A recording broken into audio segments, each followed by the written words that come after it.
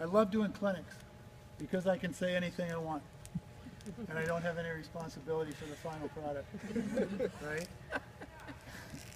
All y'all have really good coaches. I can tell that just sitting here.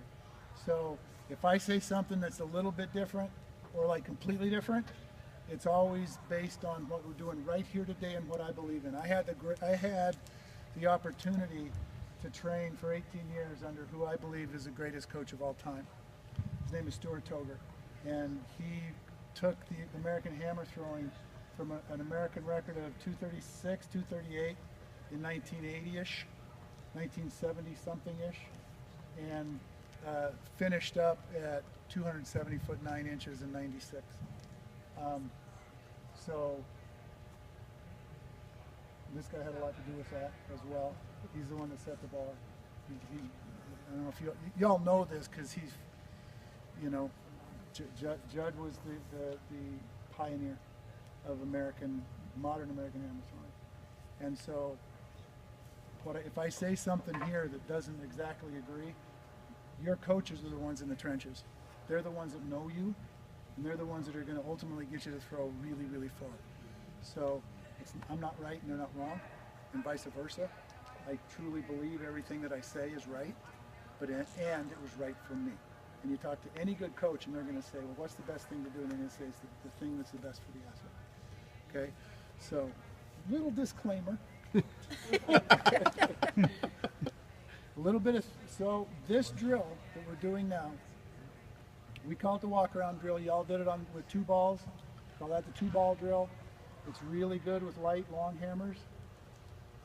Y'all can come in and listen if you want. We're kind of halfway through, but I use little words.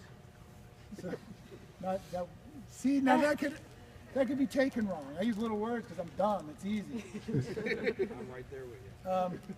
So light long balls are really good for that. Okay, and what again with the up and down thing that we talked about before.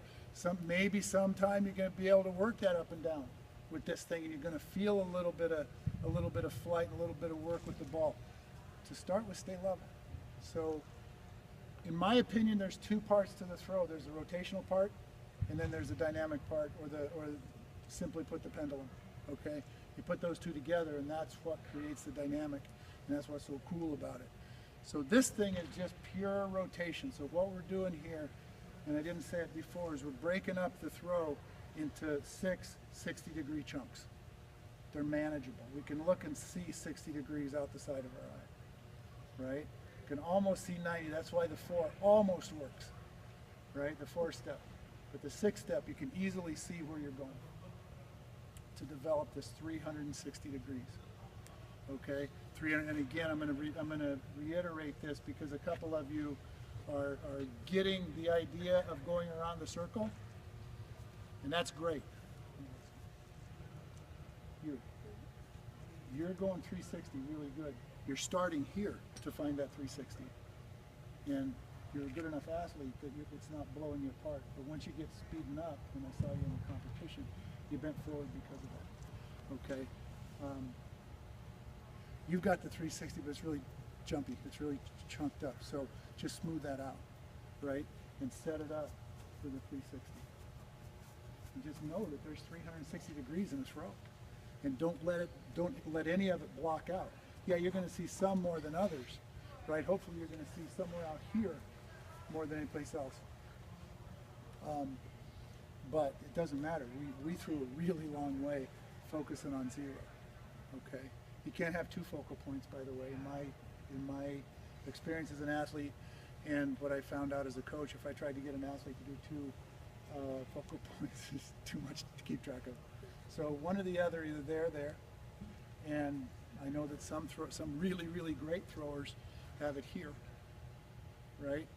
He's a little bit of a unique individual, but he's very, very talented physically.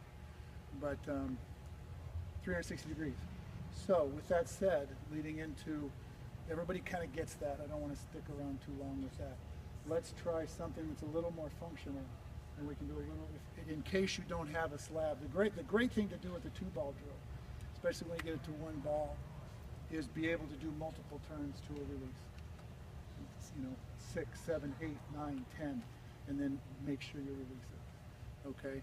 If we're on a ring, the way you do that is something that I kind of made up, and it worked for Brittany Henry, and we'll see if it works for all y'all.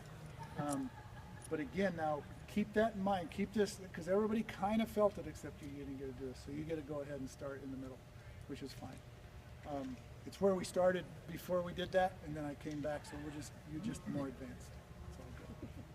So what we're going to do now is we're just going to do a little casting. And everybody's done this, I think, but I'm just going to change it a little, add just a little bit of dynamic to it, and you'll see what I mean. So yeah, you can.